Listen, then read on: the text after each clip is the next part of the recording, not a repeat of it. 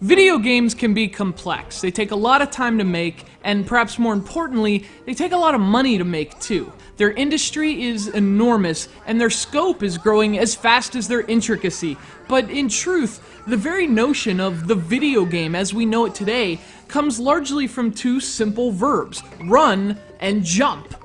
For years, those two words defined gaming in the form of the 2D platformer. And after a decade or so on the brink of extinction, the genre is finally enjoying a resurgence, one you can attribute to two primary causes. One, they're just so damn good, and two, they're getting this infusion of inspired new ideas from newcomers like Meat Boy and Braid, to even the old-timers like Mario and Donkey Kong. The best of the new class of flatformers are restoring their genre's legacy by taking clever approaches to an old framework.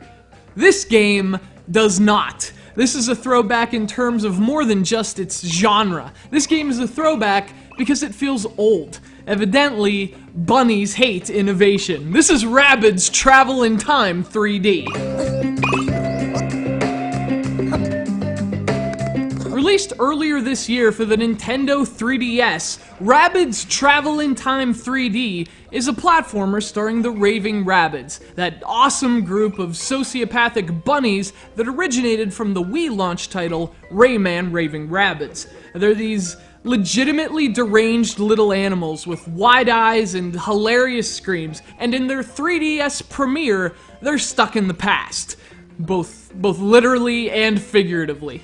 The game takes you through 4 different worlds based on historical places. It includes stuff like ancient Egypt and, as you see here, prehistoric jungles. The problem, though, is that they all kind of feel the same.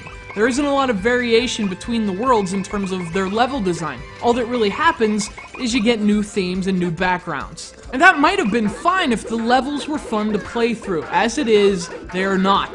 The platforming is very basic, offering too little challenge and too little fun to compensate for its lack of diversity.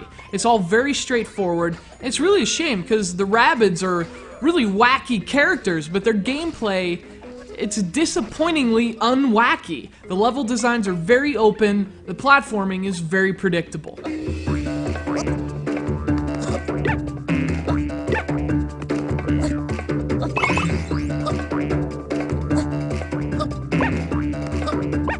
Now, all that talk about how the revival of the flatformer has spawned some creative new approaches to the genre, I mention that for contrast, because unlike the best of its peers, Rabbids Travel in Time 3D offers nothing you haven't seen before.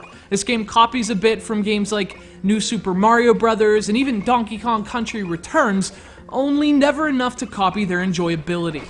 But you know, as safe as this game plays it at least plays it well. Rabbids Travel in Time 3D succeeds at what it's trying to do, offer up a very safe, very predictable 2D platformer with Ubisoft's adorable long-eared stars. The controls work just fine, the gameplay, if a bit boring, is also sound, there are things to unlock. This isn't a bad game, it's a very uninspired one. And in a genre rife with inspiration and focused on moving forward, Rabbids Travel in Time 3D is like a giant bunny hop backward. Uh-huh.